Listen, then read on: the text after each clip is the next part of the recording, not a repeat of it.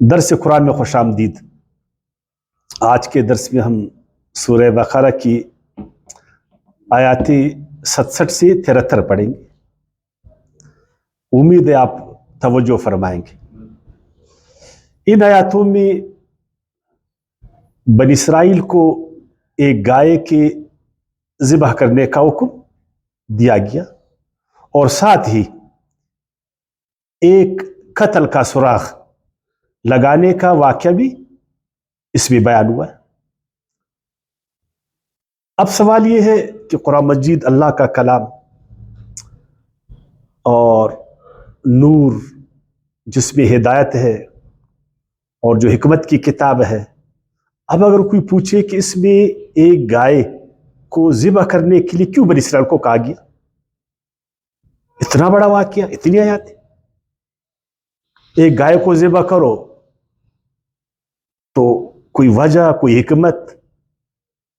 تو اس میں عام طور پر اگر آپ نے سنا ہے، علماء کرام بتاتے ہیں، وہ یہ بتاتے کہ ایک بھتیجے نے یا بھتیجوں نے اپنے چچا کو، جو بڑا دولت مند تھا، اس کو انہوں نے اس لیے مارا کہ وہ لاولد تھا، اس کو ماریں گے تو وہ جو سارا پیسہ ہے، دولت وہ ہمیں ملے گی، وہ دولت ہمیں ملے گی۔ اچھا، پھر انہوں نے اس کو قتل کیا اور لاش کو جا کر کسی اور قبیلے کے گاؤں میں دروازے پر انہوں نے پھینک دیا۔ ایک تو یہ فائدہ ان کو ہوا کہ ابھی وراثت ان کو ملے گا، پھر قتل کا جو الزام ہے ان پر لگا انہوں نے کہ ہمارے چچا کو تم لوگوں نے قتل کیا۔ اور موسیٰ علیہ السلام کے پاس آئے تو انہوں نے آگے سے کہا، بھائی ہم نے تو قتل نہیں کیا، ہم نے قتل نہیں کیا۔ تو اللہ تعالیٰ نے فرمایا کہ یہ ایک گائے ذبح کرے، ایک گائے ذبح کرے، پھر اس گائے کا ایک حصہ اس مقتول لاش پر مارے، پھر یہ زندہ ہوئے گا، پھر وہ خود بتائے گا اپنے قاتل کو۔ پھر انہوں نے پہلے تو ہم کس طرح کی گائے ہے، رنگ اس کا کیا ہے، یہ ہے وہ ہے نا فلان، کافی انہوں نے ہیلے بانے کی، پھر اس کو انہوں نے ذبح کیا اور اس مذبوحہ گائے کا ایک حصہ انہوں نے مقتول کے حصے پر مارا، وہ زندہ ہوا، بولا میرا قاتل فلان ہے، پھر دوبارہ مر گیا۔ یہ عام آپ لوگوں نے بھی سنا ہوئے گا۔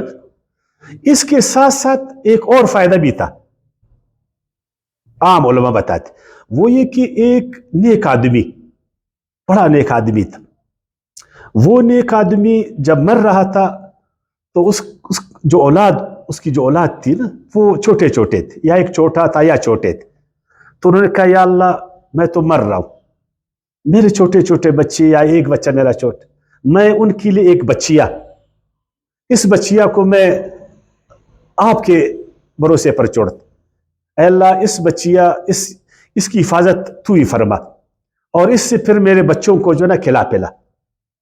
تو بڑا اس نے بھروسہ کیا اللہ پر، پھر وہ مر گیا۔ پھر جب اللہ نے ان کو گائے ذبح کرنے کا حکم دیا تو انہوں نے ہیلے بہانوں سے کہا کس طرح کی گائے ہے، رنگ کیسا ہے، فلان کیا ہے نا، تو انہوں نے بولا ایسا ایسا، وہ اسی گائے کی طرف جو ہے نا اشارہ تھا، وہ نیک انسان نے جو گائے چھوڑا تھا۔ ادھر جب گئے کہ بھائی یہ گائے دے دے، تو ان کے دل میں ڈالا گیا جو ہوا نا کہ ہم کو اتنا سونا دے دے اس گائے کی بقدر، پھر یہ گائے ہم کو دیں گے۔ پھر اس کو گائے کے بقدر سونا ملا اور انہوں نے گائے کو جو ہے نا پھر لے کر ذبح کی۔ یہ دو واقعات عام طور پر بیان کرتے، لیکن قرآن مجید میں یا کسی صحیح حدیث میں نے تو نہیں دیکھ، چونکہ میں خود بھی حدیث کا استاذ ہوں، حدیث پڑھاتا ہوں، تو میں نے کوئی صحیح حدیث اس بارے میں میرے علم میں ابھی تک نہیں ہے جو میں نے کوشش کی۔ تو قرآن مجید میں بھی ایسی کوئی بات نہیں۔ اب دوسری رائے کو دیکھیں گے، مطلب اس حکمت کی طرف تو جائیں گے ضرور نا، حکمت کی طرف جائیں گے کہ یہ گائے والا مسئلہ کیا ہے۔ تو کچھ علماء پھر یہ بتاتے ہیں کہ بنی اسرائیل میں ایک رواج تھا، اگر کوئی آدمی قتل ہوتا اور قاتلوں کا پتہ نہیں چلتا تو اس کو وہ قسامہ کہتے تھے. وہ آ کر اس لاش پر خون چڑکاتے تھے, کسی مذبوحہ خون چڑکاتے تھے, پھر قسم کھاتے تھے. اگر وہ قسم کھاتے تھے وہ پھر وہ بری ذمہ ہو جاتے تھے. تو اس لیے یہاں پر بھی اسی قسامہ کی طرف اشارہ ہے. گائے کو ذبح کرو, پھر اس مذبوحہ گائے کا خون وہ لے کر اس مقتول لاش پر چھڑکو, پھر اس کے بعد قسمیں اٹھا. قسامہ کی طرف حضرت امام مالک رحمۃ اللہ علیہ تعالی کا اشارہ ہے. اس کی تفسیر میں نہیں, یوں ہی قسامہ, اس کی طرف انشاءاللہ ایک دن اس پر بات کر لیں گے. یہ بھی ایک رائے ہے. اور ایک رائے پھر یہ ہے کہ جو گائے ذبح کا مسئلہ ہے وہ کوئی معمولی مسئلہ نہیں. میرا بھی رجحان یہی ہے کہ یہ ایک معمولی مسئلہ نہیں ہے, اس لیے کہ اس سورت کا نام بھی بقرہ ہے. میں کہتا ہوں نا, جو سورتوں کا نام ہے نا, یہ سرسری نہیں ہے کہ بس کسی نے اس کے نام رکھ. یہ قیاسی ہے, اس کو سرسری نہیں نا. اس میں ضرور ایک وجہ ہے کہ اس سورت کا نام بقرہ کیوں رکھا گیا. اللہ کی سورت میں تو اور بھی کافی نام ہے نا. تو معلوم ہوا کہ یہ جو بقرہ ہے نا, یہ علامت ہے سورت. اس کو ہم نے فوکس کرنا ہے. جب ہم اس آیات پر پہنچیں گے, بقرہ پر, گائے پر, تو ہم نے یعنی اس پوری صورت میں یہ غیر معمولی واقعہ ہے جس کی طرف یعنی ہمیں دھیان دیا گیا, دھیان کہ اس پر تم دھیان کرو. اس مسئلے سے یوں ہی نہیں گزرو تمام قرآن سے, لیکن یہ جو ہے نا اس کو زیادہ فوکس کیا گیا. اور وہ کیا ہے, وہ یہ ہے جس طرح آپ لوگوں نے پڑھا کہ بنی اسرائیل کو جب اللہ نے فرعون کے جو ہے نا ظلم سے نجات دی, بنی اسرائیل آزاد ہوا, پھر وہ سینا کے دامن میں آئے, وادی سینا میں. وہاں اللہ تعالیٰ نے ان کی تربیت اور تزکیہ کرنا چاہا. وہاں جب وہ آئے نا تو ان کے ذہن میں وہ گاؤ پرستی جو مصر میں تھا, وہ گاؤ پرستی, گائے پرستی جو مصر میں تھا, وہ ابھی تک ان کے ذہنوں میں تھا, ان کے لاشعور میں تھا باقاعدہ. رچ بس گئی تھی گاؤ پرستی, یعنی گائے کی تعظیم, گائے کی تقدیس اور گاؤ پرستی, ان کے ذہنوں میں رچ بس گئی تھی, جس کی طرف قرآن مجید نے بھی نشاندہی کی. اور وہ سورہ بقرہ کی آیات 93 میں پڑھیں گے نا, وَأُشْرِبُوا فِي قُلُوبِهِمُ الْعِجْلَ, یعنی یہ جو عجل, بچڑا, یہ ان کے دلوں میں پیوست ہو چکی تھی, اس کی محبت ان کے دلوں میں. اب اللہ نے چاہا کہ اس کو ہم نے نکالنا ہے. ایک تو وہ سامری والا بچڑا تھا, لیکن اس کے باوجود ان کے دلوں سے یہ جو گائے ہے نا اس کی محبت نہیں نکلتا تھا. غلام کو اللہ چاہتا ہے کہ اس جو لاشعور ہے نا وہ اس سے شرک کے تمام آثار ختم ہو جائے. اور یہ اللہ چاہتا کہ ایک انسان پکا موحد بنے, توحید والا بنے, اور اس کے ذہن سے شرک بالکل نکل جائے, اور جو اس کا ماحول ہے نا شرک کے سارے اثرات ختم ہو جائے. لگتا یہ ہے کہ وہ اس کے باوجود ایک گائے کو چوری چھپے ایک مقام دیا تھا.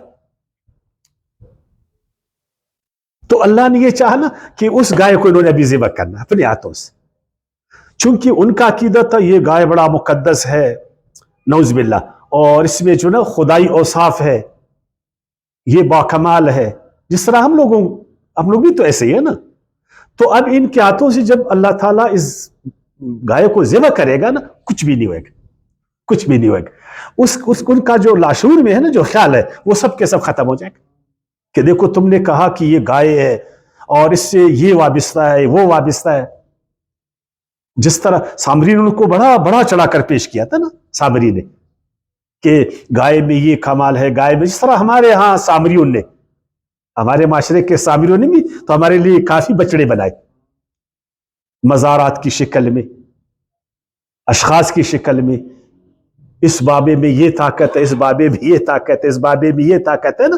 اور سارے لوگوں کے ذہنوں میں بابوں کو انہوں نے بالکل رچا بسایا. اور ابھی تک ہم کتنے سال ہو گئے نا، صدیوں سال، ابھی تک ہمارے ذہنوں میں سے بھی یہ بچڑے نکلے نہیں ہیں.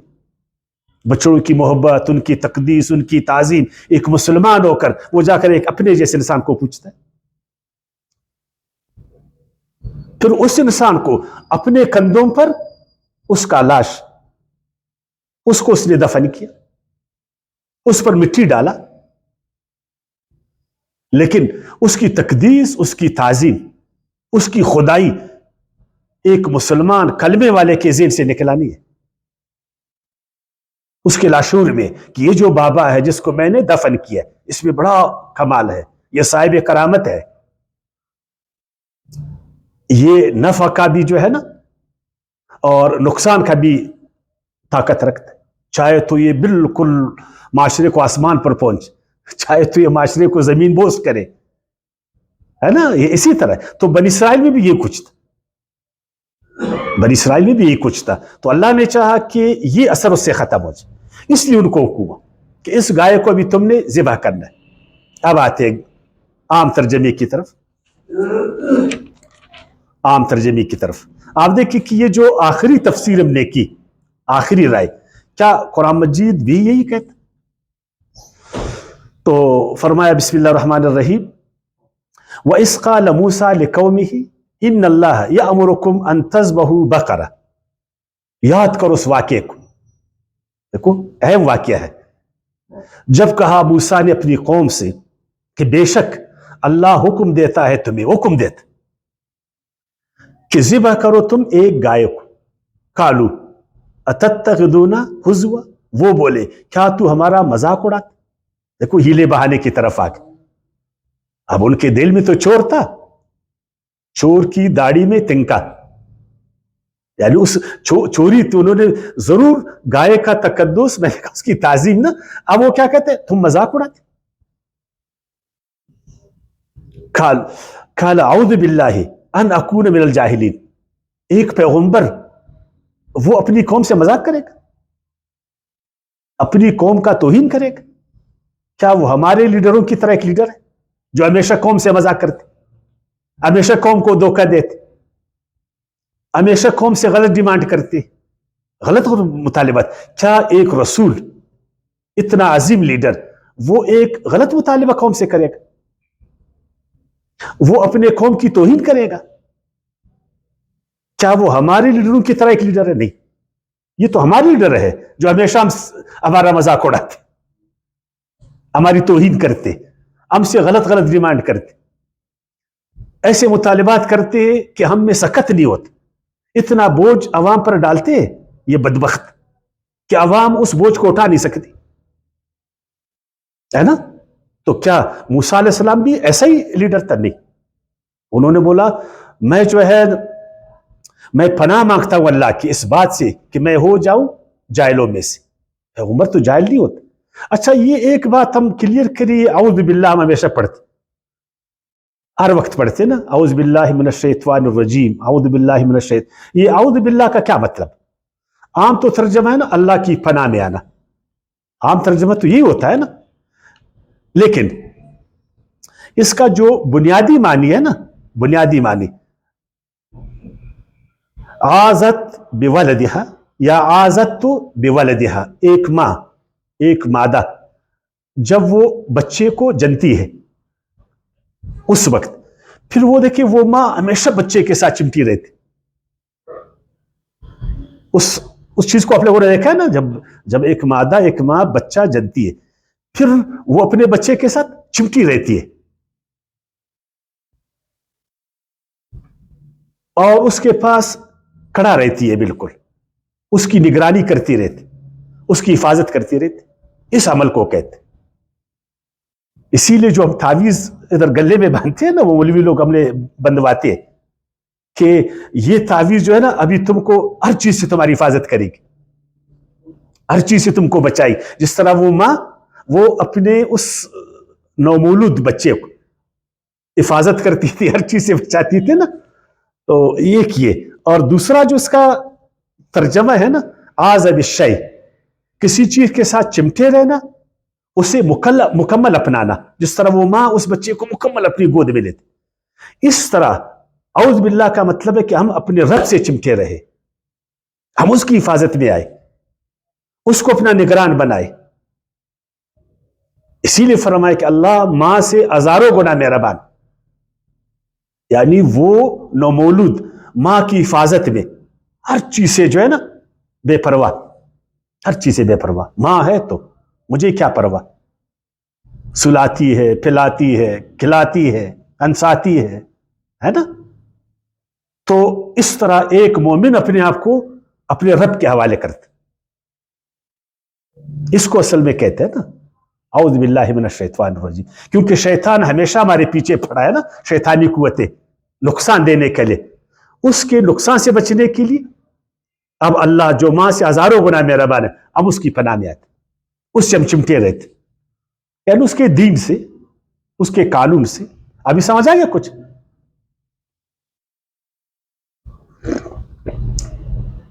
میں نے کہا انشاءاللہ میں کوشش کروں گا کہ ہر آیات کو انتہائی جو ہے نا تحقیق کے ساتھ پڑھاؤں آپ کو اور آپ اس کو سمجھیں. اب قالوا ادع لنا ربک یبین لنا ما ہی، اب دیکھو ٹھیک ہے ایک وہ گائے ذبح کرے، اس میں کیا ہے، لیکن ان کو معلوم تھا کیونکہ دل میں چوری تھی نا، تو انہوں نے کہا کہ اللہ سے پوچھو، اللہ سے مانگو، پوچھو، دعا کرو ہمارے لیے کہ وہ ہمیں بتائیں کہ وہ کیسی گائے ہے، کیسی گائے ہے وہ. ایک بات یاد رکھی، یعنی ایک پیغمبر نے اپنے قوم کو یہ جرت دی تھی کہ وہ اپنے نبی سے سوال کرے. ہم ایک مولوی صاحب سے سوال کر سکتے، ہم ایک استاد سے سوال کر سکتے، ہم اپنے لیڈروں سے سوال کر سکتے، ہم اپنے بزرگوں سے سوال کر سکتے، ہمارا سر ان کے آگے اٹھ سکتا ہے. کچھ بچوں نے سوال کیا، ان کی کیا حالت بن گئی. ہم اپنے بڑوں سے سوال کر سکتے کہ یہ گائے تم ہم سے کیوں ذبح کرواتے ہو. ہم علماء کرام سے پوچھ سکتے کہ فلاں فلاں چیزیں آپ کیوں ہم سے کرواتے، ہم پوچھ سکتے ہیں سب نہیں. لیکن یہ ایک جرت ہے، ایک پیغمبر ناراض نہیں ہوئے، ان کو ایک حوصلہ دیا تھا. دیکھو سوال کرو گے تو جواب آئے گا، علم میں ترقی ہوئے گا، بھلے وہ سوال کرنے والا جو بھی ہے وہ جانے، اس کا کام جانے. لیکن جو سوال سن رہا ہے موسیٰ علیہ السلام، اس کی جرت کو آپ دیکھ، وہ ان کو ڈانٹتا نہیں ہے، ان کو خاموش نہیں کرتا ہے. جو ہمارا پورا تعلیمی نظام ہے ہمارے ملک میں، ہمارے معاشرے میں، وہ دھونس پر، جبر پر، تقدس پر. ہمیں یاد ہے جب اپنے استاذوں کے حضور میں بیٹھے ہوتے تھے نا، سر اٹھانے کی ہمت نہیں ہوتی تھی، بولنے کی ہمیں ہمت نہیں ہوتی تھی، چیز کو ہم نہیں سمجھتے تھے، لیکن آگے سے ہم کچھ نہیں کر سکتے تھے. پھر ہماری پٹائی ہوتی تھی، پھر ہمیں راندہ درگاہ کیا جاتا تھا. حکمرانوں سے تو سوال پیدا نہیں ہوتا، اللہ کی پناہ کہ ان سے ہم پوچھیں اپنے معاملات کے بارے میں. پھر آگے بڑھیں گے. قال انه يقول انها بقرة لا فارغ ولا بكر. موسیٰ نے کہا اللہ فرماتا ہے کہ گائے ایسی ہو جو نہ بوڑھی ہو نہ بچیا، نہ بچی، اوان بین ذالک، ادھیڑ عمر کا، جوان. دیکھو انہوں نے یعنی دل میں کیسی گائے کو رکھا تھا، کمزور گائے نہیں، کمزور گائے نہیں، یعنی ایک ایسا جوان گائے. فَافْعَلُوا مَا تُؤْمَرُونَ، ابھی تو تم کو معلوم ہوا تو ابھی اس کو ذبح کرو. قَالُوا ادْعُ لَنَا رَبَّكَ يُبَيِّن لَنَا مَا لَوْنُهَا، کیونکہ چور کی داڑھی میں تنکا، وہ اس طرف جا نہیں رہے تھے، چونکہ وہ اس کی تقدس سے نکل نہیں رہے تھے. اگر آج ہمیں کہا جائے کہ تم بھی اپنے بچڑوں کو ذبح کرو، یہ جو بڑے بڑے مزارات تم نے بنائے، ان سے تم نے اچائی اور برائی کو وابستہ کیا، ان کے آگے تم مسلمانوں کو جھکواتے ہو، ان کا خوف تم نے مسلمانوں کو دلایا. 21ویں صدی میں لوگ چاند پر پہنچ گئے، تم ابھی تک جو ہے نا زمین بوس ہو. اپنے جیسے انسانوں کے حضور میں تم ماتھا ٹیکتے ہو. ان کو ذبح کرو، کوئی تیار ہوگا؟ نہیں تیار ہوگا، وہ ہلے بہانے کرے گا. کہ نہیں جی اس میں یہ کرامت ہے، اس میں وہ کرامت ہے، اس میں یہ کرامت ہے نا. تو ہم بنی اسرائیل پر تو ہنستے ہیں کہ انہوں نے گائے کو کیوں ذبح نہیں کیا. کیا ہم آج ایسے گایوں کو جو ہم پوج رہے ہیں ان کو ہم ذبح کرنے کی ہمت رکھتے؟ نہیں رکھتے ہیں نا، کیونکہ ہمارے ذہن میں بھی تو شرک ہے، ہمارے ذہن میں بھی تو ان کی تعظیم ہے، ان کی تقدیس ہے، ان کا خوف ہے، ان کی محبت ہے. ہونا تو یہ چاہتے کہ ایک مومن کے ذہن میں اللہ کی بڑائی ہو نا، اس کا خوف، اس کی عظمت، اس کی تقدیس. ایک مومن کا ہمیشہ سر اللہ کے حضور میں جھکا ہوا ہو، اس کی زبان سے ہمیشہ اللہ کی تعریف ہو. لیکن ہمیشہ سامری لوگ یہی کرتے ہیں نا، سامری لوگ جو ہے نا اللہ کی محبت سے نکال کر بندوں کی محبت میں لگاتے، اللہ کی خوف سے نکال کر بندوں کی خوف میں لگاتے، اللہ کی تعظیم اور تقدیس سے نکال کر بندوں کی تعظیم اور تقدیس میں ہمیں لگاتے.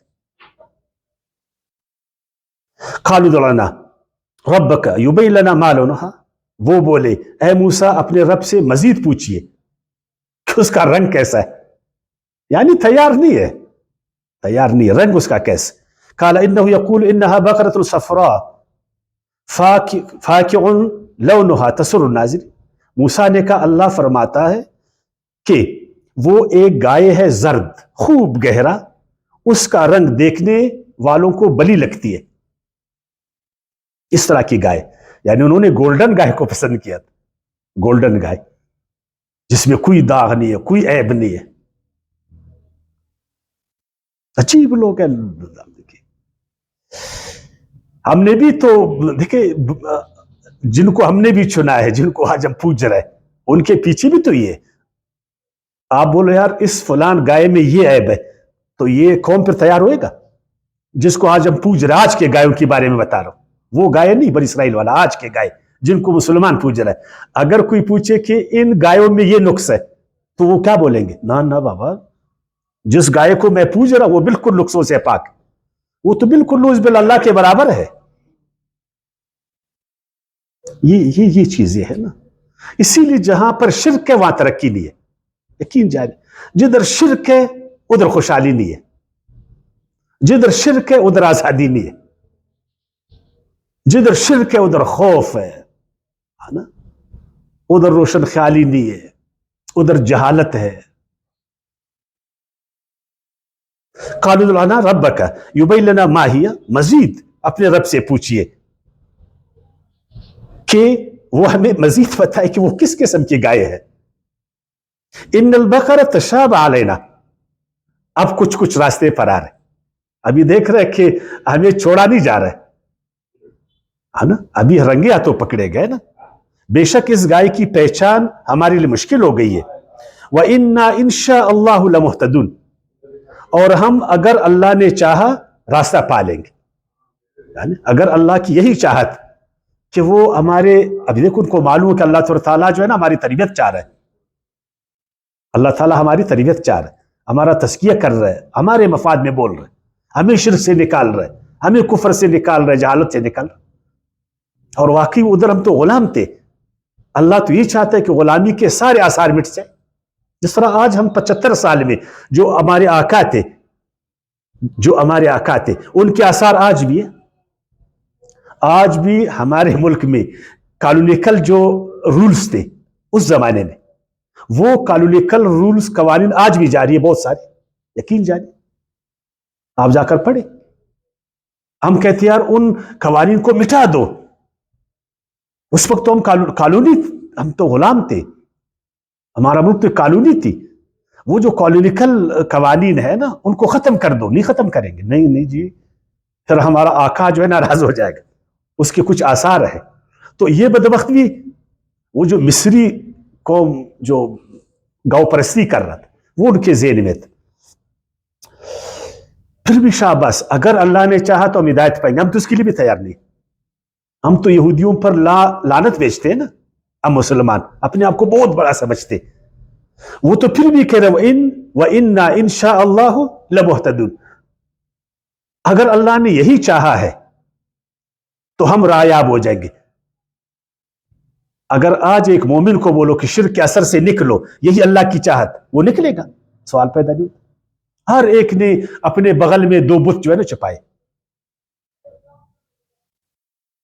قال انه یقول انہا، تو موسیٰ فرمایا، موسیٰ اللہ فرماتا ہے کہ وہ بقرۃ ایک ایسی گائے ہے، لا ذلول تثیر الارض ولا تسقی الارض، کہ نہ تو ہل میں جوتی گئی ہو اور نہ کھیتی کو پانی دیتی ہو. مسلمۃ لا شیۃ فیہا، صحیح و سالم اور بے داغ. انہوں نے ایسی گائے جو ہے نا اپنے لیے کدھر ہی چھپایا تھا. اس سے کام نہیں لیتے تھے، کام لیں گے تو گائے کیا ہوئے گا، پھر عذاب آئے گا. اسی لیے جو آج ہمارے گائے بھی کام نہیں کرتے. جن گایوں کو آج ہم پوچھتے ہیں نا، وہ گائے کام نہیں کرتے. وہ گائے پھر بھی دودھ دیتی تھی، وہ گائے پھر بھی دودھ دیتی تھی. یہ گائے تو دودھ بھی نہیں دیتی، یہ تو دودھ پیتی ہے، دیتی نہیں ہے. یہ کہتا ہے بس لاؤ ہمارے مندروں میں لاؤ، ہمارے مزاروں میں لاؤ. وہ جو پجاری بیٹھے سامری نا، آج جو میری بات کو سمجھ رہے ہیں نا، ادھر جو سامری بیٹھے وہ کہتے ہیں لاؤ، ہم کیوں کام کریں، ہم کیوں ہل چلائیں، ہم کا پانی کیوں جوتے، ہم تو بزرگ لوگ ہیں، ہم تو صاحب کرامات ہیں، پوری دنیا ہماری مٹھی میں ہے، ہم نفع اور نقصان کے مالک. یہ جو آج بارشیں ہو رہی ہے تم پر، یہ تو ہماری وجہ سے ہو رہا ہے. یہ جو آج زلزلے نہیں ہو رہے تو ہماری وجہ سے رکی ہے. یہ جو سیلابیں نہ آ رہے نا، ہماری وجہ سے. جب سیلاب آتی ہے، جب زلزلے آتے ہیں، ہم کہتے ہیں بابے کیوں، کہتے یہ تو تمہاری گناہ کی وجہ سے، ہم نے تو بہت کوشش کی، ہم نے تو بہت کوشش کی، پھر بھی ہمیں دے دو، پھر بھی ہمیں دے دو کہ مزید زلزلے تو پر نہیں آ جائے، مزید طوفان نہیں ہو جائے. بابا گھر میں کچھ نہیں ہے، کہتے وہ بھی لاؤ، پھر زلزلے رک جائیں گے. وہ والٹائر ایک عجیب و غریب ایک بڑا فلسفر ہے نا، اس نے کوندیت کے نام سے ایک وہ لکھا ہے، ایک بک لکھا ہے، ناول ہے. اس کو آپ کبھی پڑھے، اس نے ان کو کس طرح ایکسپوز کیا، آپ حیرت میں جائیں گے. ایک بنگالی ناول نگار تھا، اس نے بھی اس کے بارے میں کہ یہ کس طرح جو ہے نا، یہ جو بچڑے ہیں، ان کے پیچھے جو سامری ہے، ان کے پیچھے سامنے انہوں نے لوگوں کا کس طرح استحصال روا رکھا ہے، کس طرح لوگوں کو انہوں نے خوفزدہ کی، شرک میں مبتلا کر کے لوگوں کو توحید کے راستے سے ہٹاتے، اللہ سے ان کو دور کرتے. قالوا الآن جئت بالحق، وہ بولے اب تو لایا ٹھیک بات. پھر بھی شاباش، آخر مان تو گئے، ہم تو ماننے کے لیے تیار نہیں ہے نا. جتنے دلائل دے دو مشرکوں کو نا، یہ مانیں گے نہیں. کتنا بھی دلیل دے دو کہ بھائی ان بابوں سے تم کو کیا ملا ہے، ان سانڈوں سے اور ان گایوں سے تم کو کیا ملا جس کو تم پوج رہے ہو. ایک فائدہ بتا دو، ایک فائدہ بتا دو. جدھر یہ گائے نہیں ہے، جدھر یہ سانڈ نہیں ہے، جدھر پوجا پاٹ نہیں ہے، وہ چاند پر پہنچ گئے. دنیا کی مشینوں نے بنایا، دنیا کو ترقی دی، دنیا کو روشن کیا.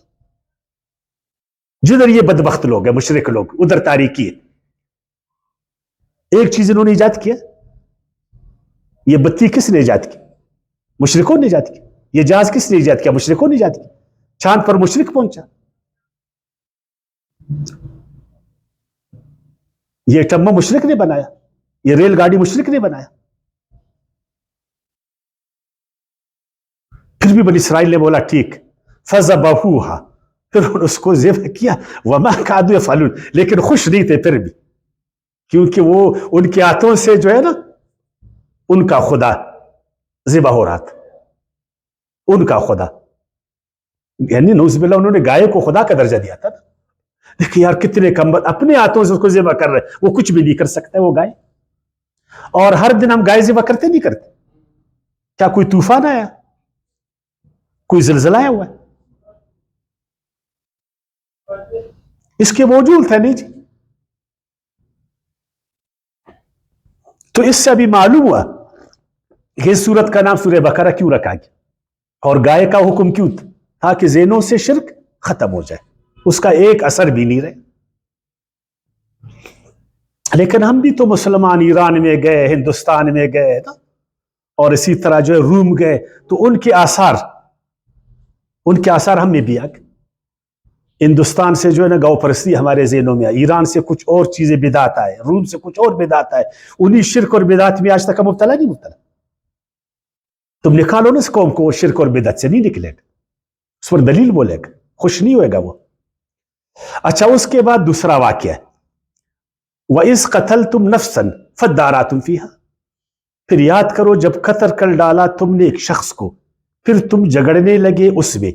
واللہ مخرج، اور اللہ ظاہر کرنے والا تھا ما کنتم تکتمون، جو تم چھپاتے تھے.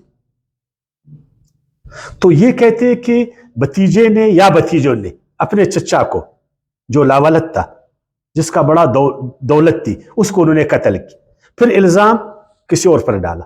یہ آپ لوگوں نے سنا ہے نا. ایسے واقعات تو ہمیشہ ہوتے.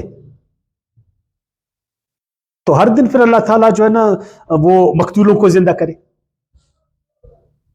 بس ہر آدمی کسی کو قتل کرے چھپائے، پھر نہ تفتیش نہ دوسرا، پھر اللہ تعالیٰ جو ہے نا، ایسا کوئی طریقہ ہے؟ لیکن ہمارے ہاں یہی بولا جاتا. ذرا آیات کو صحیح معنی میں سمجھنے کی کوشش کر لینا. وَإِذْ قَتَلْتُمْ نَفْسًا، تم نے قتل کیا تھا. ایک آدمی نے قتل نہیں کیا تھا بھتیجے نے، یاد رکھنا. یہ ایک اجتماعی قتل تھا، اور ایک بڑے نفس کو انہوں نے قتل کیا تھا اجتماعی طور پر. جس طرح ہمارے معاشروں میں بڑے لوگوں کو قتل کیا جاتا ہے راستے سے ہٹانے کے لیے. مثلا میں ایک مثال دیتا ہوں، جس طرح لیاقت علی خان کو کس نے قتل کیا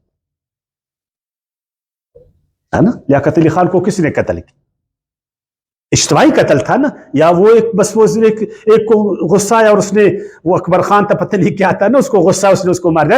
ایسا واقعہ تھا، یا اس کے پیچھے ایک پلان تھا. اس پلان کو بے نقاب ہونا چاہیے تھا نا، نہیں ہوا. اگر قرآن کو ہم سمجھتے نا تو اسی وقت جو ہے نا ہم سٹینڈ لیتے تھے. جو مسلمانوں کا لیڈر، اس کو کس نے قتل کیا، وجہ کیا ہے قتل کا؟ تو پھر دوسرا قتل ہوتا، پھر تیسرا ہوتا. کتنے لیڈر ہم لوگوں نے گنوائے، کتنے عظیم عظیم لیڈر. شاہ فیصل ہم سے گیا نہیں گیا، اور بھی گئے، لیکن آیات کو ہم نے نہیں سمجھا. وَإِذْ قَتَلْتُمْ نَفْسًا، تم سب نے، یعنی اس میں بڑے لوگ شامل تھے. جب قتل ہوا، مثلا لیاقت علی خان، اس نے بولا اکبر خان نے مارا، اکبر خان بولتا ہے محمد خان نے مارا، محمد خان بولتا ہے دولت خان نے مارا، دولت خان بولتا ہے شبیر احمد نے مارا اس کو. ابھی 75 سال میں ابھی تک شبیر احمد کے پیچھے تم ایسے مثال دیتا ہوں، آپ کو مثال دیتا ہوں نا. یہی ہوا نا. لیکن یہ اللہ کی منشا ایسا نہیں ہے. کیوں لوگ قتل ہو جائے، کیوں ان کا خون جو ہے نا ضائع ہو جائے؟ ایک انسان کا قتل تمام انسانیت کا قتل ہے. ایک انسان کو زندگی دینا تمام انسانیت کو زندگی دینا. نہیں چھوڑا گا اللہ تعالیٰ قاتل کو، چاہے وہ معمولی ہے چاہے غیر معمولی. جس کو بھی کسی نے قتل کیا ہے، قاتل کو انجام تک پہنچانا ہے. یہ اسلام کا دستور، یہ اللہ کی منشا ہے. لیکن جتنا خون مسلمانوں میں آج ہوتا ہے، جتنا خون مسلمانوں کا بہتا ہے مسلمانوں کے ہاتھوں سے، کوئی تفتیش ہے؟ کبھی قاتل پکڑے گئے؟ کبھی قتل کو ایک مسئلہ نے سمجھا؟ مسئلہ نے سمجھا؟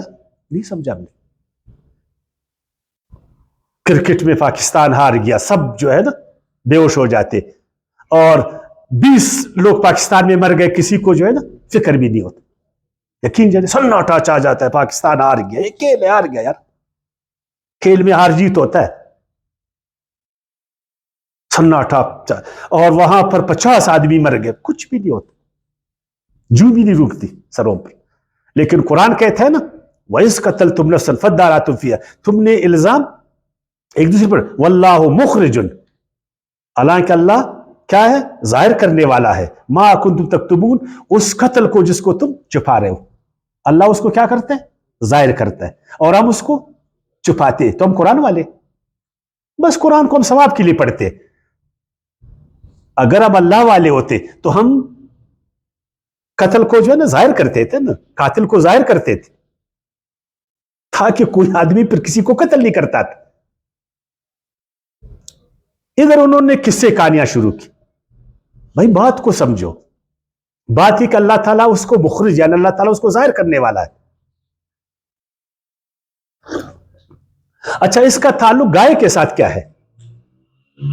فَقُلْنَا کس طرح اللہ تعالیٰ نے اس کو ظاہر کیا؟ ابھی دیکھنا اللہ تعالیٰ نے قتل کو کیسا ظاہر کیا, قاتل کو کیسا سامنے لایا. فَقُلْنَا ہم نے کہا اِذْرِبُوهُ مارو اس کو. کس کو مارو؟ یہ عام ترجمہ یہ کہ اس مردے کو مارو. کس سے مارو؟ بِبَعْضِهَا اس گائے سے جو ابھی تم نے ذبح کیا تھا, اس گائے سے اس کو مارو. كَذَلِكَ اسی طرح يُحْيِي اللَّهُ زندہ کرتے اللہ تعالیٰ الموتیٰ کو. اس کو اللہ نے زندہ کیا, گائے نے زندہ کیا؟ ادھر تو کہتے گائے مار دو. وہ گائے جس کو انہوں نے تقدس دیا تھا, تعظیم دی تھی, اللہ نے فرمایا گائے کچھ نہیں کر سکتی, اس کو ذبح کرو. لیکن ابھی یہ گائے دوبارہ صاحب کرامات بن رہی. بولتے ہیں نا ہاتھی جب زندہ ہے تو لاکھ کا ہے, جب مرتا ہے تو 1.25 لاکھ کا ہے. گائے جس کو اللہ تعالیٰ چاہتا ہے کہ ذبح ہو جائے تاکہ شرک کا اثر ختم ہو جائے, تاکہ معلوم ہو جائے گائے میں کچھ بھی کمال نہیں ہے, لیکن ابھی وہ گائے ذبح ہو گئی, ابھی وہ 1.25 لاکھ کا بن گئی. ابھی اس کا ایک حصہ اس کو مار دو, وہ زندہ ہو گیا. تو پھر وہ بنی اسرائیل کیا سمجھیں گے؟ دیکھا ہم نے نہیں بولا تھا کہ یہ گائے بہت کرامت والی, دیکھو اس کا ایک حصہ مارا گیا, وہ زندہ ہو گیا. یہ تو عام ترجمہ ہوا. پھر کچھ لوگ کہتے نہیں ایسی بات نہیں ہے, صرف اتنی سی بات ہے کہ اس گائے کا جو ابھی ذبح ہو, اس کا خون اس پر چھڑکو, اس کا خون اس پر چھڑکو. جب چھڑکا تو یہ زندہ ہو جائے گا. تو پھر بھی وہی بات, اصل مسئلہ کچھ اور ہے. میں نے کہا کہ یہ دیکھیں رکوع سے ہم لوگوں نے شروع کیا نا, وہ الگ مسئلہ تھا بالکل. گائے کا اس کے ساتھ تعلق نہیں ہے جہاں تک میں نے سمجھا ہے. میں ہمیشہ کہتا ہوں میں طالب علم, اللہ میری رہنمائی فرمائے. اگر میں غلطی پر ہوں نا, اللہ تعالیٰ میری رہنمائی فرمائے. میں حتمی بات بالکل کبھی میں نے کیا نا کہ بس میری بات حتمی ہے, جہاں تک میں نے سمجھا ہے. میں نے یہ سمجھا ہے کہ وہ مسئلہ الگ ہے, یہ مسئلہ الگ. مارو اس قاتل کو بھی بازیہ, اس قاتل کے قصے پر. یہ تفتیش کا ایک طریقہ ہے. تفتیش کے کتنے طریقے؟ بہت طریقے نا. آپ نے دیکھا ہمارے ہاں جب کوئی آدمی مر جاتا ایک خوف طاری ہو جاتی نہیں ہو جاتی؟ اچھا مردے کو غسل دینے میں بھی خوف طاری ہوتا نہیں ہوتا؟ اب یہ تفتیش کا طریقہ ہے. اگرچہ کچھ گرامیٹیکل باتیں اس میں آئیں گے, ادھر دیکھو آپ نہیں سمجھتے زیادہ عربی کو, علماء سمجھتے. فَقُلْنَا اِذْرِبُوهُ ادھر ہو ہے نا, مذکر ضمیر مذکر ہے.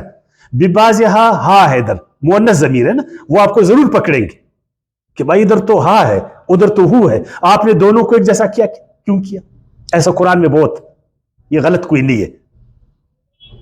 دیکھیں الساعہ مؤنث ہے نا, الساعہ.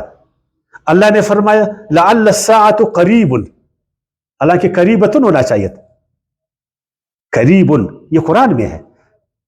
الساعہ مذکر ہے لیکن قریب جو ہے وہ مؤنث ہے, وہ نہیں وہ مؤنث ہے یا مذکر ہے. اسی طرح ان رحمت اللہ قریب بولتے نہیں تھے, ان رحمت اللہ قریب. رحمت مؤنث ہے مذکر ہے؟ مؤنث ہے, لیکن ادھر قریب ہے. تو ایسا ہوتا ہے قرآن مجید میں بہت جگہ میں آپ کو بتاؤں گا. اس کا پھر اپنا ایک وجہ ہے. جو عربی زبان کو اچھی طرح جانتے, کلاسیکل عربی کو, کیسا کیوں جو ہے نا ہوتا ہے. یعنی ادھر لعل الساعۃ قریبۃ کیوں نہیں ہے, قریب کیوں ہے, اس کا اپنا ایک وجہ ہے. پھر چونکہ آپ لوگ زیادہ عربی نہیں جانتے, معذرت کے ساتھ میں آپ اس طرف نہیں لے جانا چاہتا. تو فرمایا کہ یہ ایک تفتیش کا طریقہ ہے, اس کا ایک حصہ اس پر مار دو. اب یہ ڈر گئے چور کی داڑھی میں تنکا, کیونکہ تفتیش والا بیٹھا ہوا ہے نا, جو بھی آتا ہے نا اس کو جب آتا یعنی ہاتھ اٹھا کر مارتا ہے نا تو اس میں ایک اثر ہوتا ہے چہرے پر. جو تفتیشی افسر ہے وہ بیٹھا ہوا ہے, آپ آئے آپ نے مارا, وہ آیا اس نے مارا, وہ اس کو نوٹ کر رہا ہے نا, ایک دم معلوم ہو کہ یہ شخص, اس میں ضرور کوئی اس کے چہرے پر کوئی اثر آیا, دوسرا آیا نا. اس طرح اللہ تعالیٰ نے جو ہے نا اس مردے کو زندگی تھی. کس طرح کی زندگی دی, کس طرح کی, اس کو زندہ کیا نہیں, بلکہ اس کے قاتل کو جو ہے نا پکڑا گیا, قاتل پکڑا گیا. کیونکہ آپ کو معلوم ہے قصاص میں زندگی نہیں ہے.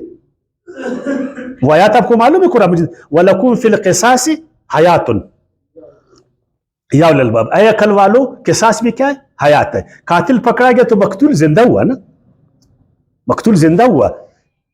سورہ مائدہ کی آیات 32 میں آپ لوگوں نے پڑھا ہے وَمَنْ أَحْيَاهَا فَكَأَنَّمَا أَحْيَا النَّاسَ، جس نے ایک انسان کو زندہ کیا اس نے ساری انسانیت کو زندگی کی. تو اس طرح اللہ تعالیٰ نے قاتل کو سامنے لایا، قاتل سامنے آ گیا، مقتول کا قتل، وہ زندہ ہو گیا کہ بھائی اس کا قاتل، وہ شہید چہرہ. اور شہید اللہ کے نزدیک زندہ ہے نا. وہ پہلے تو ایسے ہی، پہلے کوئی بول سکتا تھا خودکشی کی ہے، کوئی بولتا تھا فلان ہے، لیکن ابھی قاتل کا جب پتہ چل گیا وہ کیا ٹھہرا؟ شہید. اور شہید کو اللہ نے کیا دیا؟ زندگی دی. اور خود قصاص میں بھی زندگی ہے، خود قصاص میں بھی زندگی ہے. اس طرح اللہ تعالیٰ موتا کو جو ہے نا زندہ کرتا ہے اور تمہیں دکھاتا اپنی آیاتوں کو تاکہ تم عقل کر لو کہ قاتل کو ڈھونڈنا، قتل کو ظاہر کرنا، مقتول کی دادرسی کرنا، قاتل کو انجام تک پہنچانا، انسانوں کو زندگی دینا، انسانوں کی شہادت کو خراب نہیں کرنا، یہ اللہ کی منشا ہے، یہ اللہ کی مشیت، یہی اللہ کی رضا ہے، اور اسی میں زندگی ہے انسانوں کی. اور رہ گیا اللہ تعالیٰ انسانوں کو زندہ، وہ تو ہمارا عقیدہ ہے کہ اللہ تعالیٰ زندہ کرتا. جب پہلی بار اللہ نے ہمیں زندگی دی، میں ہمیشہ کہتا ہوں کہ معجزات کا ہم انکاری نہیں ہے. بالکل اللہ تعالیٰ یہی بھی مردے کو زندہ کر سکتا ہے، وہ گائے کے ذریعے بھی سے کرتا ہے، ہر ذریعے سے وہ کر سکتا ہے. اللہ کے لیے کوئی چیز جو ہے نا محال نہیں ہے. اللہ تعالیٰ ہر چیز پر قادر، ہمارا عقیدہ ہے. لیکن قرآن کو ہم سمجھیں گے، ہم معجزات کا کبھی انکار نہیں کریں گے، ہم اللہ کی قدرتوں کا کبھی انکار نہیں کریں گے. اللہ تعالیٰ جو ہے نا فعال لما یرید ہے، اللہ تعالیٰ ہر چیز پر قادر.